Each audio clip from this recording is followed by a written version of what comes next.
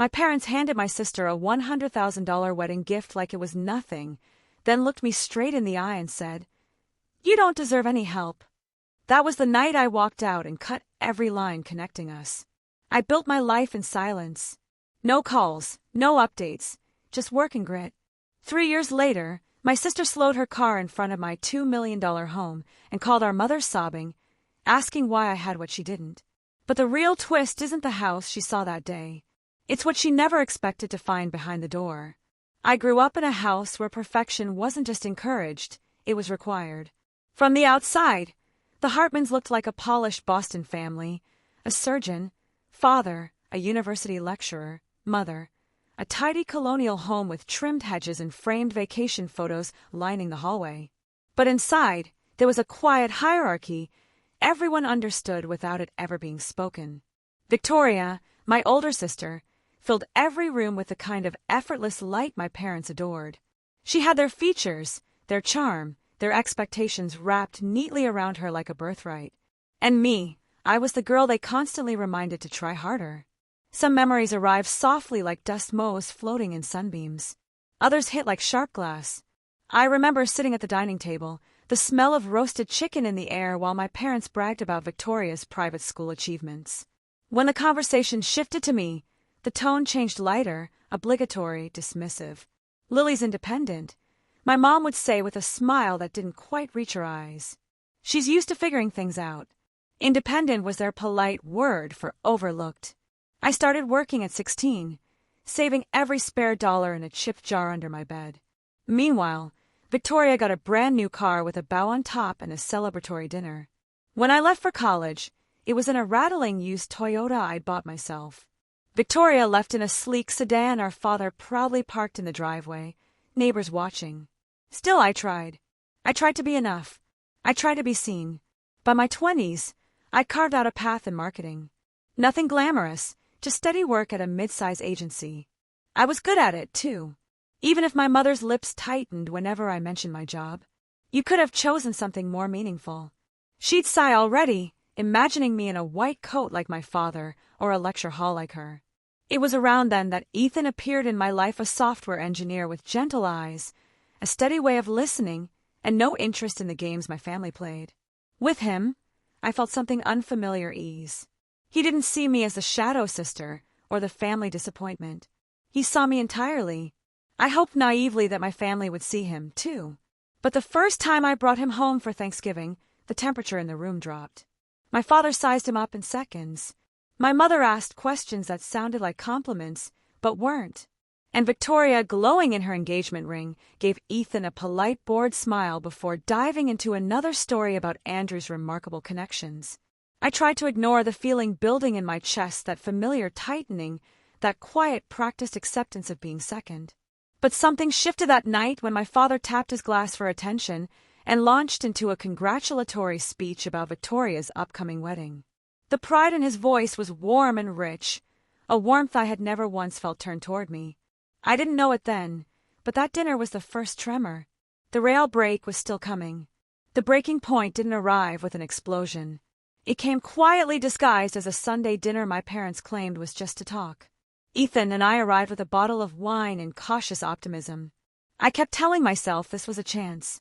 Maybe the chance to feel like part of the family instead of a footnote.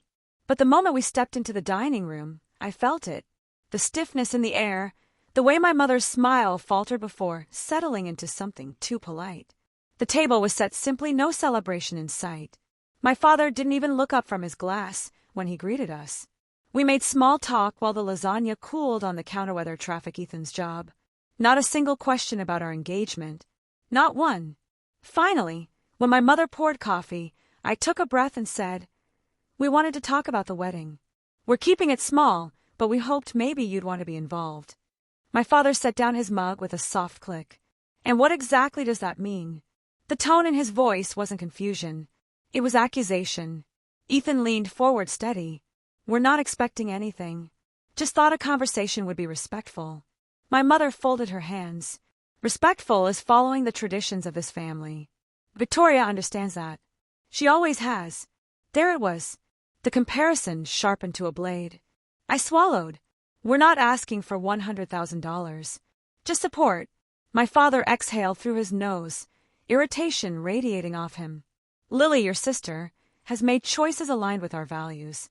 She's marrying someone of her standing. She's invested in maintaining our family's reputation. My mother's voice followed like a second blow. You haven't. Ethan straightened beside me, but I lifted a hand. Don't. I needed to hear this. Maybe I always had. My father looked me directly in the eye, the surgeon precision in his tone. You don't deserve any help. The words landed like a drop scalpel. Cold, exact, irrevocable. Something inside me went still. Not shattered, not broken, just still like water moments before it freezes. Ethan said something I don't remember what. My mother added a soft, "It's for your own good," which was almost worse. Victoria wasn't even there, but somehow she filled the room anyway, her framed photos on the wall, her perfect life held up as the silent justification for my punishment. I placed my napkin on the table. We should go. My mother reached out too late, murmuring my name. But there was no warmth in it. No regret, just habit. On the drive home, Ethan held my hand, thumb brushing over my knuckles, but I barely felt it. My father's words echoed in loops, settling into places I didn't know were still vulnerable. You don't deserve any help. By morning, the echo had hardened into resolve. I blocked their numbers, deleted our family group chat, removed myself from every thread of obligation I had been clutching out of hope, and then I walked forward into a life where I wouldn't wait for them to see me. Cutting contact sounded dramatic when I said it out loud, but in practice it looked strangely ordinary. I woke up that Monday, made coffee, and sat at the small kitchen table beside Ethan. The morning light came through the blinds in narrow stripes. I opened my phone, stared at my family, thread photos of vacations I wasn't invited to, updates about Victoria's wedding I'd read with quiet hope, and tapped leave conversation. The screen blinked, gone. Then I blocked my parents, blocked Victoria. My chest tightened, but it didn't break. It felt like undoing a knot I'd been carrying for years. Are you sure? Ethan asked gently. No, I admitted, but I know I can't keep living like that. And so I didn't. Instead, I threw myself into work. My agency was understaffed and overworked, perfect for someone desperate to stay busy. I pitched new ideas, took on more clients, and discovered I wasn't just good at marketing. I was exceptional. I understood people. I understood stories. And clients noticed. 3 months in, I was promoted. 6 months in, a major company requested me, specifically. A year later, I quit and launched my own digital startup with 2 coworkers who believed in me more than my family ever had. We worked out of a tiny office above a coffee shop, the kind of place where the heater rattled in the winter and the windows fogged in the rain. But the energy was electric. Every day felt like building something out of thin air, something that belonged entirely to me. Ethan was there through it all, showing up with takeout, late-night pep talks, or a quiet hug when the pressure felt crushing. He never resented my ambition. He fueled it. By the second year, our client list had tripled. We weren't just surviving. We were thriving. Investors started reaching out. I'd stare at their emails and think about my father's voice telling me what I didn't deserve. Funny how success sounds different when you earn it in silence. Meanwhile, my parents remained exactly where I left them, far away. No birthday cards, no just checking in, nothing. Their absence strangely became a kind of clarity, a relief. Ethan proposed the night we signed our first big contract.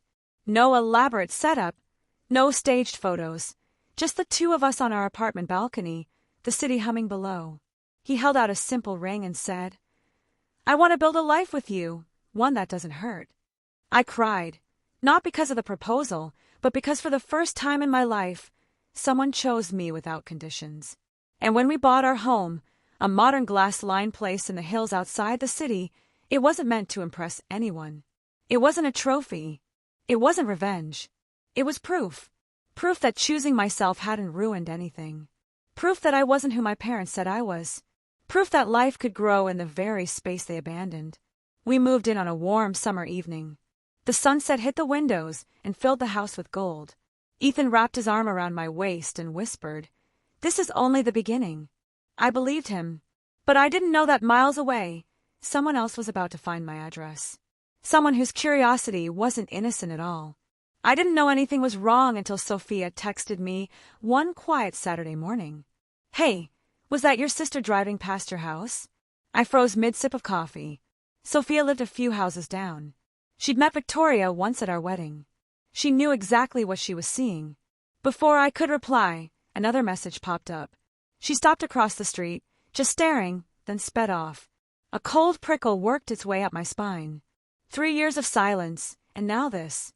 Ethan glanced over. "Everything okay?" I didn't answer right away, because I didn't know. Later that afternoon, my phone rang with a number I hadn't seen since the night my father told me I didn't deserve help. For a moment, I considered letting it go to voicemail. Curiosity won. "Lily," my mother's voice came through thinner than I remembered. "Sweetheart, we think it's time we talked." My grip tightened. "Why now?" A beat of hesitation. "Victoria mentioned she was in your neighborhood. She saw your home." There it was. Not regret, not love, recognition of value. "We'd love to visit," she continued. "Rebuild, start fresh." "Fine," I said. "This Saturday, 2 o'clock. When I hung up, Ethan was already watching me. "You ready for this?" "No," I admitted, "but I'm done running from ghosts." Saturday arrived bright and polished, as if the sky itself wanted to watch the show. Ethan and I set out coffee and pastries on the patio. Neutral hospitality. Nothing intimate. I wasn't offering closeness, just space. At 1:58, security called. "A family of 3 for you, Miss Hartman." A black sedan rolled up the driveway. My father stepped out first, shoulders stiff, silver hair catching the light. My mother followed, smiling too widely. And then Victoria, looking smaller than I remembered, clutching her purse like a life raft. I opened the door. "Come in." My mother's eyes darted around the foyer. "Your home is lovely." I nodded. "Let's sit outside." We moved to the patio. Sunlight hitting the glass railing.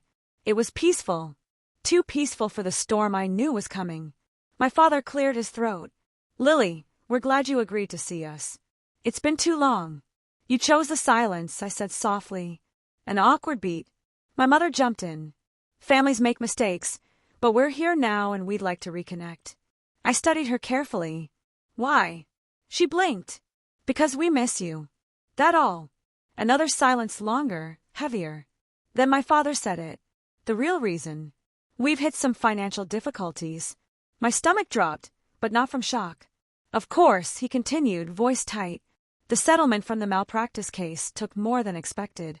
And I'm consulting now, but rebuilding my name is challenging." My mother leaned forward, and Andrew, while his startup could take off with the right investor, someone with resources. Victoria finally spoke, her voice small. "We thought maybe you could help." There it was. Not love, not apology need. "I see," I said quietly. My mother smiled, relieved. "We knew you'd understand. Family supports family, just like we supported Victoria's wedding." My jaw tightened. Ethan's hand brushed mine under the table. My father continued.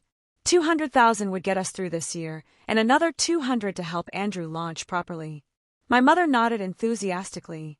"It's nothing to someone living in a house like this." A soft buzzing began in my ears. Not anger, just clarity. A clarity I'd never had as a child, kneeling in their shadow. "Before we continue," I said, "there's something you should know." 3 pairs of eyes lifted to me. "Victoria drove by my house earlier this week. She called you crying." "Why does she have that?" Victoria's face flushed pink. "My mom told you no. Someone who actually cares about me did." My father's jaw hardened. "Lily, that's enough." "No, I said it isn't." For the first time, I looked at them without searching for approval, without shrinking myself. "You didn't come because you missed me. You came because you realized I became something without you. And now you want a piece of it." My mother gasped. "How can you say that?" "Because for 28 years," I replied, "your love depended on how well I mirrored your expectations. And when I stopped mirroring them, you cut me off long before I cut you." My father leaned forward. "You were being dramatic. We did everything for you." I held his gaze. "You gave Victoria a life of open doors. You gave me a lesson. Earn everything yourself or get nothing. So I did. Now you want what I built." Victoria's eyes suddenly glistened. "Lily, we're family." I softened, not for her, but for the child she carried who hadn't asked for any of this. I'm not giving you money, I said. Not for the lawsuit, not for Andrew's venture, not for past debts or imagined obligations. My mother stood abruptly. After everything we gave you gave me standards I could never meet, I said gently, and pain that pushed me to build a life without you. They stared at me, stunned by the calm. But I continued, turning to Victoria. I will do one thing. I'll set up an education fund for your baby. It will be in the child's name only. No withdrawals for anything else. Victoria's lips parted. You do that? Yes, because your child deserves a future untouched by this dysfunction. My father scoffed. You think you can dictate terms to us? I'm not dictating anything, I said. I'm choosing boundaries. I stood, signaling the end. You came here for money, and you're leaving with something better. Clarity. You don't have access to me anymore. Not my resources, not my time, not my peace. My mother's voice wavered. You'll regret this when we're gone. I regretted trying to earn your love for years, I replied. I'm done regretting things that keep me small. Ethan opened the door for them. One by one, they walked past him. My father stiff with anger, my mother trembling with disbelief, and Victoria, who paused, really paused and whispered, "Thank you for the fund." When the car disappeared down the hill, I finally exhaled. The sun warmed my back. The house stood quiet, steady earned. Ethan slipped an arm around me. You okay? I nodded. I think this is the first time I've ever been okay. Because real revenge isn't cruelty, it's peace they can't touch. In the days after they left the house, felt different, lighter, as if someone had opened every window and let the past drift out. I kept waiting for the familiar sting of guilt or the ache of second-guessing, but neither came. Instead, there was a quiet steadiness in my chest, a sense of having stepped into the life I was meant to live. My parents didn't reach out again, not to argue, not to apologize. Silence this time felt like acceptance of a truth they could no longer bend. I wasn't theirs to control anymore. Victoria sent a short message thanking me once more for the education fund. Nothing more, nothing less. It was the first time she'd spoken to me without superiority in her voice. Work continued to grow. Our startup signed another major contract, and Ethan and I found ourselves settling into routines that didn't carry old wounds. Sometimes, on quiet mornings, I'd sip coffee on the patio and look at the hills beyond our home, thinking about how close I'd come to shrinking my life to fit their vision. Instead, I built something bigger, something mine. And the peace that came with it was the kind no one could take away. I've learned that family isn't defined by blood, wealth, or expectations. It's defined by who shows up with love that doesn't need to be earned. If my story hits something inside you, share your thoughts below. And if you've ever had to rebuild your life from the ground up, you're not alone here. Subscribe, like, and stay with me for the next story. There's always another truth waiting to be